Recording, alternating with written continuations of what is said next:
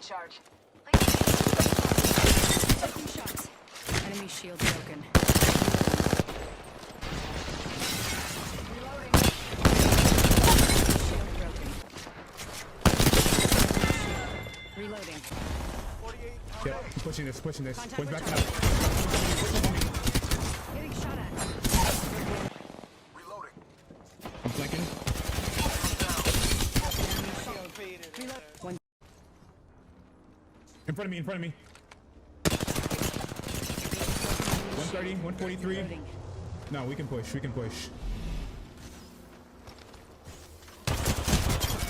Reloading.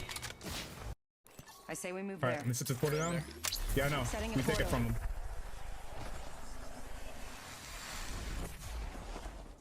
On me. Enemy shield. Got the horizon. Might be Get something this. different. 190 above on Patty. Got the front. Right here. A 144 on horizon. Killed an enemy. Eyes open. Reloading. I downed an enemy. Enemy get the red? taken out. Getting shot at. 1 second. Getting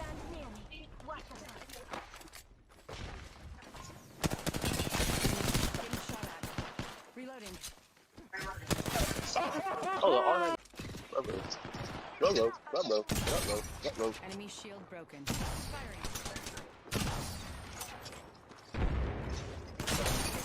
I'm taking shots. Reload. God. Got that. Fucking shield.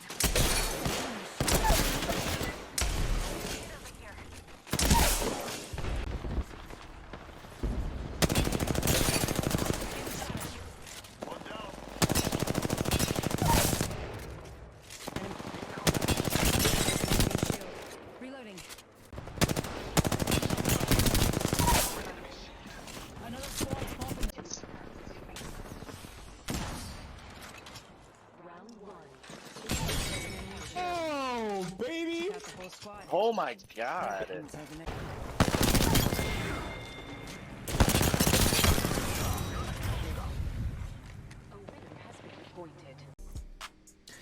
What's up, YouTube? It's the Royal Rebel himself, Jay Azriel. And in today's video, we're going going over my routine to help improve your aim. Now, the only way to improve your aim in Apex Legends is practice. Practice, practice, and more practice. Now, for mouse and keyboard players, I know you guys get your aim trainers. You have Aim Labs, Kovacs, Oblivion, but for us roller players, we only have the firing range. Now, luckily, Season 16 has added a lot of new changes to the firing range to help us improve, and I'd like to share my own routine with you. Now, the first thing I have to say, the most important thing about your aim is your sensitivity. Now, if you've seen the videos where, hey, follow my sensitivity and you get godlike aim or zero recoil, Congratulations, you played yourself. let me tell you something. These guys got to where they're at by consistent practice. Recoil is based, sorry, not recoil. Your sensitivity is based off the person and the person alone, right? So if you would like, you can try to start with the recommendation and you can make adjustments from there, but everyone's sensitivity is a little bit different. Now, if you're still looking for some good recommendations, I can gladly go over mine. If you like AOCs in particular, here are mine right here. In my opinion, this is like the perfect balance between movement and aim. But recently I found myself on the edge of going more 4-4 linear with the with the no dead zone. And the reason why is just because, well, I find it so easy and the aim assist just sticks. However, like I said, you could be different. I go no dead zone because if you notice, my stick drift is not so bad. Everyone's controller could be a little bit different. So for some, you might need small dead zone. For me, I just prefer none.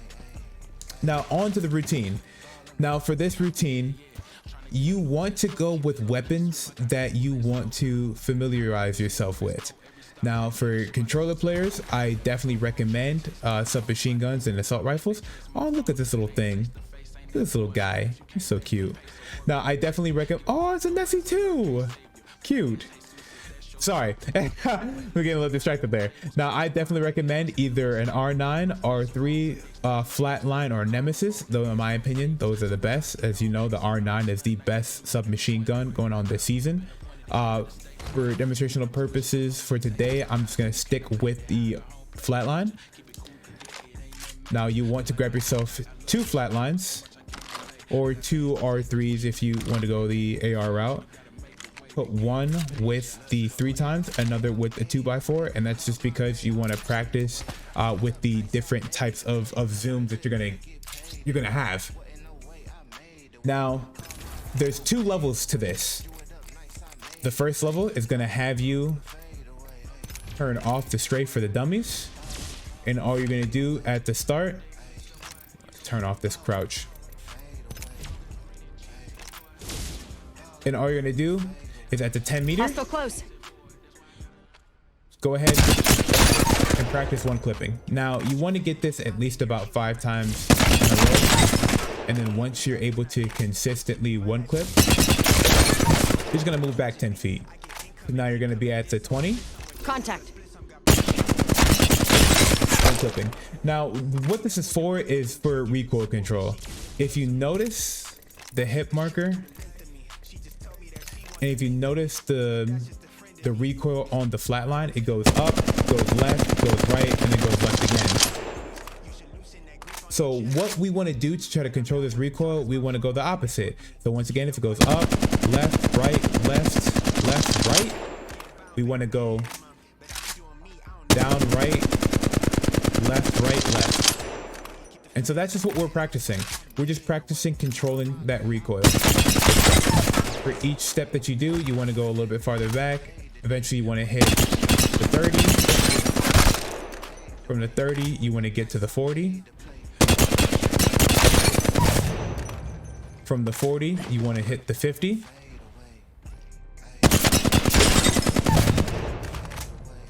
From the 50, you want to try to get the 60. Target over there.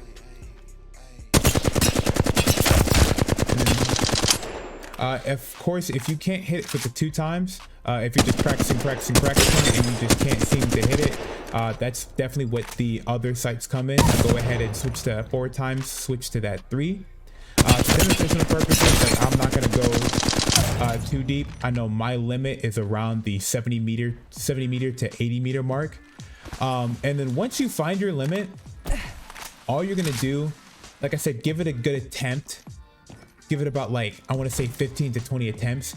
And if you just really can't hit it, I'll mark it like right there, like take a piece of paper and mark, hey, like 70, 80 meter range. And then all you're going to do is, like, every day as you keep practicing, you want to get past it. My second piece of advice is once you hit, I want to say around like the 40 or 60, the 42, 60, you want to focus less on hitting one clip in a row, and instead just go for the number of 1 clips in general. So from all the way from the 10 to the 30, it's 5 1 clips in a row, but from 40 and above, it's just 5 1 clips in general, because that's where most people at least start to cycle at. If you do believe you can hit 5 in a row at 40, like, I'm not gonna, you know, hold your line right there, definitely go for it. But normally that's where people start to struggle a little bit. Like I said, once you found your limit and once you mark it, you're going to come back to the 10. And all you're going to do now is you're going to turn the strafe on, turn off stay still. You're not going to have the crouch on, and you're going to put the strafe speed on run. I'm sorry about that. So the first thing that we like to do is just practice with the tracking. All you want to do is see if you can stick your reticle onto the dummy. If he changes directions, seeing how fast you can flick to get back on your track, get back on target. Or you want to use this kind of level to start predicting his strafes so you can remain on target. Now, when you're this close, I like to use my eyes to focus solely on the dummy. because when you focus on a target hard enough, it starts to slow down. But as you get farther back, you want to adjust from focusing your eyes on the dummy to focusing your eyes on the reticle. Now, once you feel like you're kind of sticking to them like glue, that's when you want to go ahead, still standing still and practicing them just one clips. Once you hit 5 in a row from 10, go ahead, back up to the 20. One clip again. You hit the 20, back up to the 30. Once you hit 30, back up to the 40. Now, if you also realize what we're working on with this is leading our shots, right? If you notice that when my reticle sometimes is directly onto the dummy, I do not hit my target. But when I'm a little bit ahead of the dummy, I'm hitting just about everything. So, and that's all it is when your opponent is moving, you want to lead your shots a little bit ahead of them so they can sort of walk into your bullets. And that's what this is practice for as well. You want to practice your tracking and your leading. Now, I would say from here, once again, once you hit the 40 to 60 range, you definitely want to focus less on how many times you can hit in a row and more on just being able to hit in general. So this will be less like, not necessarily 5 1 clips in a row, but just 5 1 clips in total, and then you're going to back up again. For demonstrational purposes, I'm probably not going to give this too many attempts because I do want to get like my home routine. But just know, me personally, I spend about like around 20 to 25 minutes in the range about every day, just so go ahead and get this practice in. Like even if I don't play games, I try to at least hop in, use about 20 minutes of my day for the firing range. Now, once you finish that, once you've marked your limiter once again and you've marked it down, next thing you want to do is now we're going to go over the strafing. So of course you have your counter strafes. That's when you're strafing in the opposite direction that they are. And then of course you have your mirror strafing, where you're just going the same exact strafe they are. You want to focus on first keeping your reticle and tracking. And then from there, you got it. 1 clips. Back up once again. 1 clips. Back up.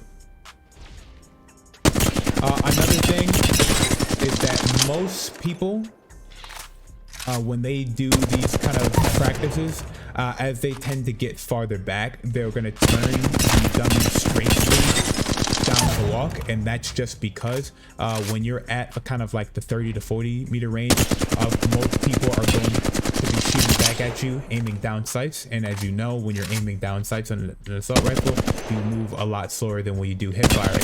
And I can tell you right now, ain't no one's hip firing this crazy at going at Listen, fucking, let's move that way. what is this, 50 fucking meters. Well, this is actually 40 because 50 is right here. Let's go this way. But at 40 meters, ain't no one hip firing that. I like to keep the dummy speed on run, only because it just helps you practice with those movement demons, you know, who are going to be tap strafing back and forth, flipping around. And then once again, you're just going to go ahead and find your limiter once again. Once you mark your limiter, once you find your limiter, you're going to go ahead and mark it. And then my next thing will either be keeping your AR or grabbing a submachine gun, and then just work on your hip fires. Once again, getting that tracking down first. Once you feel like you're sticking to them like glue, go ahead and focus on those hip fire shots. Add a couple crouch bangs in there. Now you do want to be careful because I did heard that they did nerf the accuracy when you're kind of spamming that crouch. So if you want to stay safe, add some unpredictable movements, you definitely can. If you want to use your AR, you can do that as well. I would say just go ahead and into about 1 clip in there, about 5 times, and then go ahead and back up to the 10. You don't want to kind of go, you don't really want to go anywhere past the 10 for AR wise. For submachine gun wise, once again, 10 would probably be your limit. And just see if you can be able to hit just 5 times in general. Now the last little workout, a little warm-up routine that I would do, keeping my R9. And when you do practice with the R9, you want to either practice with, I would definitely recommend either iron sights, this one-time HCOG, or a Digithreat. Because me personally, I don't know about you guys, but if I'm rocking this R9, I'm looking for that Digithreat. But next after that, I'll grab a wingman, grab a gold mag, and this is where I just work on my movement while shooting. So I like going to this back one in particular. Zip line here. And all I'm doing is just trying to hit a nice little double zip and seeing if I can hit my target as I'm falling out the sky. Now, if you would like, you can go ahead to this double zip, add a couple slides in there, you know, try to go ahead and get the KO. I definitely like practicing the zips, only because especially when you incorporate your movement a lot, there's going to be times where you're going to be kind of caught out in the air, and you don't want to just leave yourself as basically, you know, kind of a fish in a barrel, right?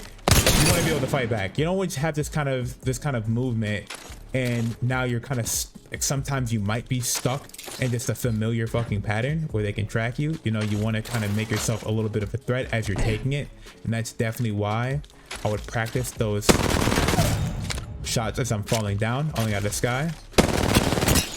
It just still it's applying pressure to them. Practice that. Switch back to the wingmans. Get a couple flicks in there.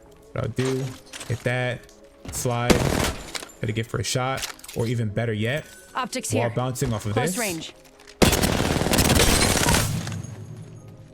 And hitting that wall bounce slide in from your slide into your spray. Another thing too is you can definitely just slide up.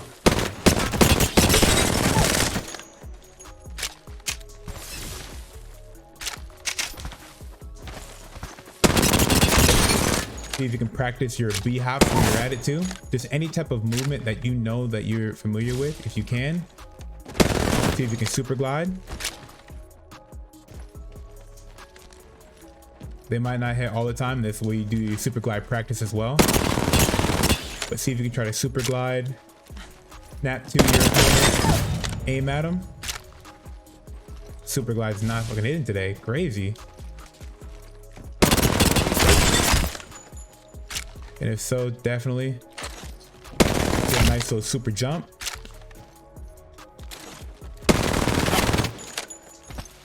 Nice little super jump. This is another good one. Like the practice. Like I said, that's just to help incorporate the movement. Because movement while fire is very important. You definitely want to make yourself very hard to hit. You don't want to, like I said, be a nice little fish like a fish in a barrel and just be easy pickings for your target. You want to make yourself really hard to hit. And what's the point of movement? Because at the end of the day, you can't hit your target. So that's definitely what this drill is all about. Now, if you notice, I'll probably knock that about 5 times for each, say 5 to 10 times for each little movement. That goes for both the wall bounces, the double zip jumps, the super jumps, and the super glides.